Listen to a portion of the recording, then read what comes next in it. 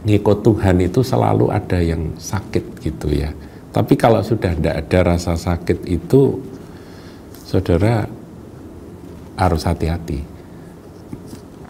Bahkan ada seorang hamba Tuhan yang katakan, kalau orang Kristen dalam mengikut Tuhan itu ingin bebas dari rasa sakit, hati-hati, bisa-bisa itu salah satu gejala kusta rohani, saudaraku. Shalom, saudaraku. Jumpa lagi dalam Suara Gembala. Kita akan membaca firman Tuhan dari Injil Markus, pasal yang pertama, ayatnya yang ke-40 sampai 42. Sebuah kisah singkat yang dicatat tentang Tuhan Yesus menyembuhkan seorang yang sakit kusta. Seorang yang sakit kusta datang kepada Yesus, dan sambil berlutut di hadapannya, ia memohon bantuannya. Katanya, kalau engkau mau, engkau dapat mentahirkan aku. Maka tergeraklah hatinya oleh belas kasihan. Saya ulangi ya, maka tergeraklah hatinya oleh belas kasihan.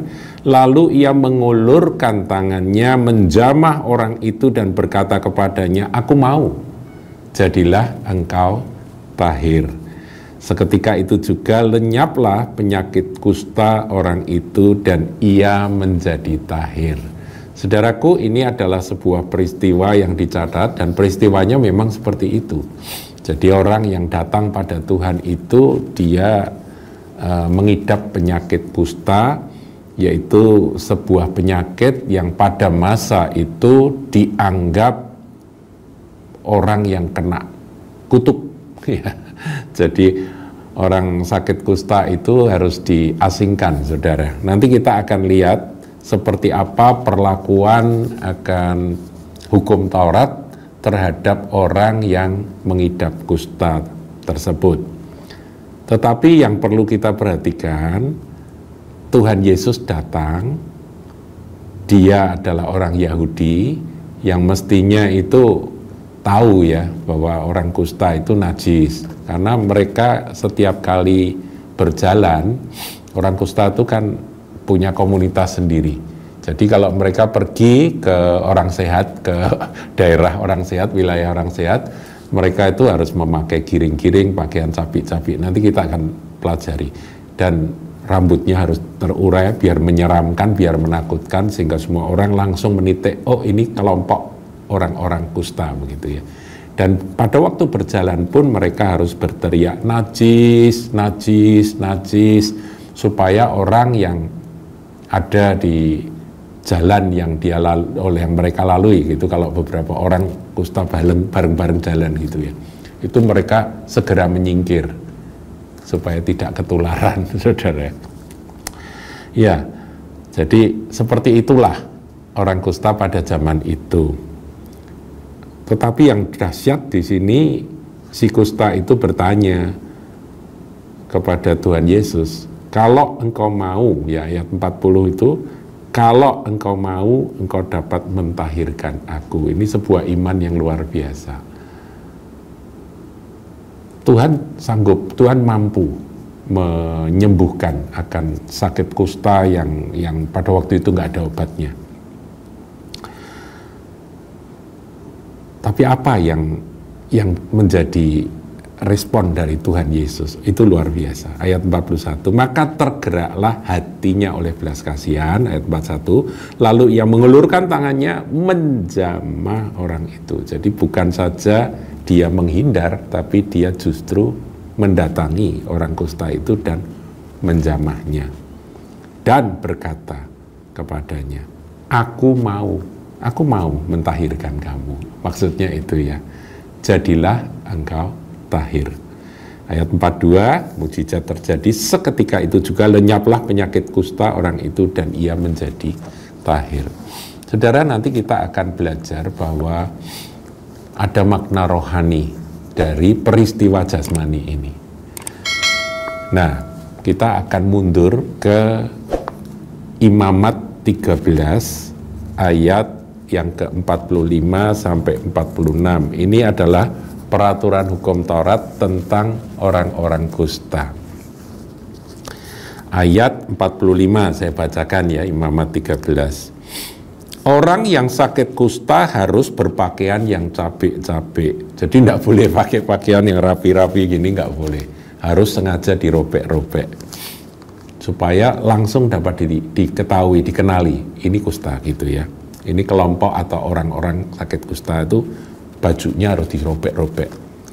Rambutnya terurai, jadi rambutnya itu tidak boleh rapi, harus terurai.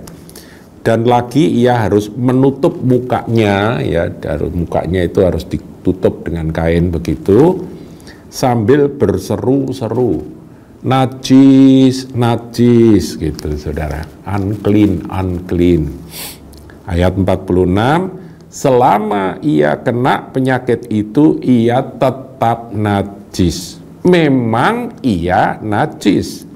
Ia harus tinggal terasing, jadi punya komunitas sendiri. Di luar perkemahan itulah tempat kediamannya.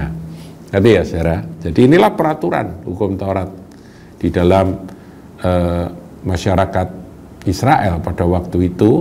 Mereka akan di dalam perjalanan sebelum masuk tanah perjanjian, dan mereka tinggal di kemah-kemah. Itu perkemahan mereka ada dalam satu kelompok tertentu. Ketika mereka tiba di suatu tempat, mereka mendirikan kemah-kemah untuk mereka tinggal. Kelompok orang-orang yang sakit kusta itu harus ada di luar perkemahan itu. Mereka punya tempat yang terasing. Ya, jadi sebuah pertanyaan muncul ketika kita merenungkan akan ayat ini. Mengapa Tuhan begitu benci dengan kusta? Ya, ini yang perlu kita dalami, saudaraku. Karena apa? Karena kusta itu menular, saudara, ya. Dan kusta itu sebetulnya bicara, makna rohaninya bicara tentang dosa. Dosa itu menular. Maka dari itu umat Tuhan harus menjauhkan diri dengan yang menular-menular begini, saudara. Pergaulan yang buruk merusakkan kebiasaan yang baik. Nah, pergaulan itu kan itu ketularan, saudara, ketularan yang buruk. Jadi orang yang kumpul dengan para penjudi nanti lama-lama dia bisa ketularan suka judi. Orang yang kumpul dengan orang-orang yang cabul, saudara, nanti lama-lama dia ketularan jadi cabul, begitu ya.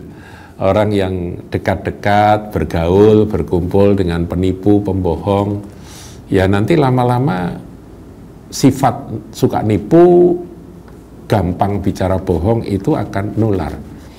Karena dosa itu seperti kusta, saudara ya. Tetapi ada satu perkara yang kita tidak boleh lupa, saudara.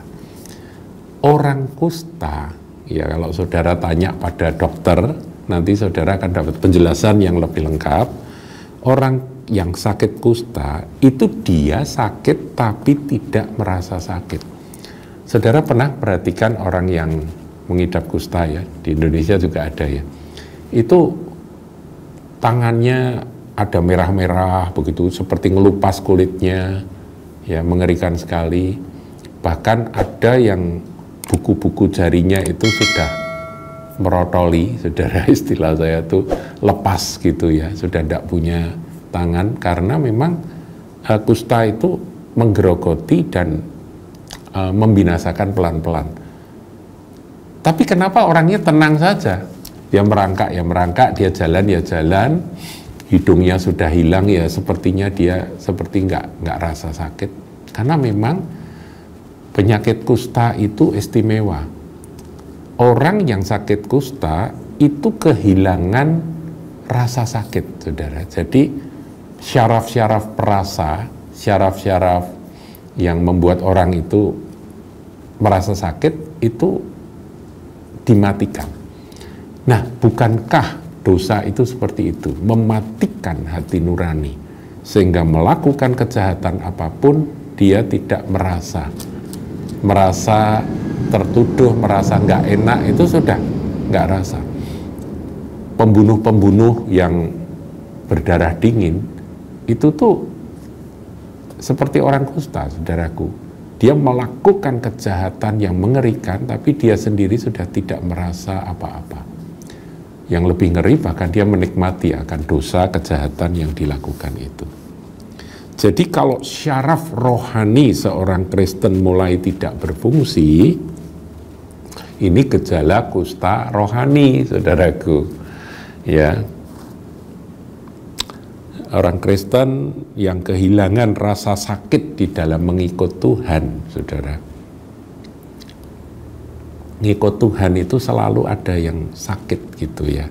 Tapi kalau sudah tidak ada rasa sakit itu, saudara harus hati-hati.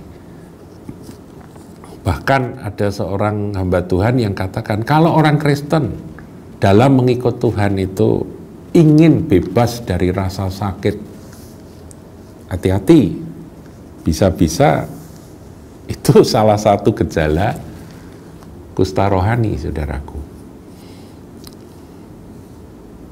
Kenapa toh ikut Tuhan kok kita harus bisa merasakan sakit? Ya, karena Tuhan sendiri berkata, barang siapa mau mengikut aku, dia harus menyangkal dirinya, memikul salib dan mengikut aku setiap hari. Jadi memikul salib itu merupakan kata pertama, ya, sangkal diri, pikul salib itu kata pertama ketika kita memutuskan untuk mengikut Kristus. Nah, saudaraku, memang kusta ada dua, yaitu kusta kering dan kusta basah. Ini kalau orang yang mendalami akan penyakit kusta ngerti ya. Kalau kusta kering itu menghancurkan diri sendiri, tapi dia tidak terlalu berbahaya buat orang lain. Tapi kalau kusta yang basah, saudara, itu sangat menular. Nah, saya menafsirkan kusta basah itu adalah kepahitan. Anak-anak Tuhan, jangan anggap enteng kepahitan. Jadi kalau Anda dilukai, Anda disakiti, Anda dikecewakan, segera minta, sakit kan? Sakit, lah segera minta Tuhan menyembuhkan. Menyembuhkan yaitu dengan mengampuni, melepas pengampunan. Nah, kusta kering juga bisa ditafsirkan, saudaraku, bahwa orang itu merasa cukup baik, cukup segalanya. Orang Kristen yang nyaman, orang Kristen yang enjoy life dalam pengertian seperti orang dunia. Loh, kita harus bersukacita, tapi sukacita yang dari Roh Kudus. Ini bisa jadi kusta kering, loh, saudaraku. Dia merasa cukup baik, merasa bahwa dia nggak punya masalah apa-apa gitu ya. Sehingga kehilangan akan kewaspadaan, kehilangan akan keseriusan di dalam dia menata hidup dan mengejar akan hal-hal yang Tuhan ingin dalam hidup kita ini. Nah, cara mengatasi kusta kering itu, saudaraku ya, yaitu kusta rohani yang merasa cukup baik, itu adalah rendahkan diri. Datang pada Tuhan dan rendahkan diri dan aktif mohon pada Tuhan. Nah, seperti tadi, saudaraku ya, kita kembali ke kisah singkat tadi, yaitu datang pada Tuhan Yesus, mohon pertolongannya. Ayat 40. Kalau engkau mau, engkau dapat mentahirkan aku. Saya jawab, saudaraku, Tuhan mau, bahkan Tuhan menunggu. Saudara-saudari semua, baik kusta basah maupun kusta kering, segera datang pada Tuhan Yesus. Dan tidak usah tanya, kalau engkau mau, engkau dapat menyembuhkan aku, mentahirkan aku. Tidak perlu, saudaraku. Tuhan berkata, aku mau. Jadilah engkau tahir. Dan Tuhan lakukan itu karena belas kasihan pada kita. Dia tuh ngelihat kita yang berdosa ini, dia itu sedih dan dia itu belas kasihan. Tapi dia nunggu kita datang pada dia. Datang, saudaraku, datang sujud di hadapannya dan berkata, Tuhan ampuni aku, tahirkan kustaku ini. Jangan sampai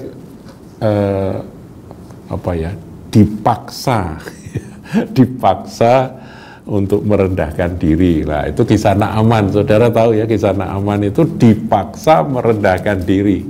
Oh, dia jenderal, saudaraku, kalau dia pakai itu pakaian jenderalnya itu, pakaian panglimanya itu, tidak ada yang tahu bahwa dia mengidap kusta. Kadang-kadang dalam hidup ini orang-orang yang hatinya terluka itu nggak saudaraku, nggak tahu bahwa dia itu sebetulnya mengidap akan sesuatu yang mengerikan, yang menggerogoti akan hidup rohaninya dari dalam.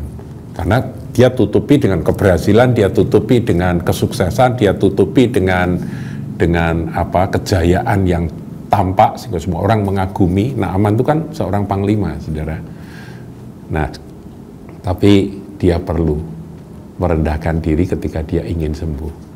Yaitu dia buka bajunya, dia mencelupkan diri di Sungai Yordan dan dia di sana dia disembuhkan. 7 kali dia celupkan diri. Dia sempat marah loh, saudara.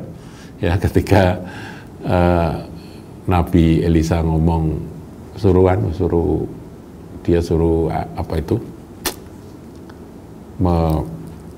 mencelupkan diri di sungai. Wah, dia bilang, sungai sini kotor, bukankah di negeriku sungainya bersih-bersih lebih bagus? Kenapa aku jauh-jauh suruh mandi? Kok enggak langsung didoakan sembuh gitu ya? Tapi akhirnya dia nurut dan dia disembuhkan. Tapi dia sempat dipermalukan, saudaraku, ini loh aku, asliku tuh seperti ini.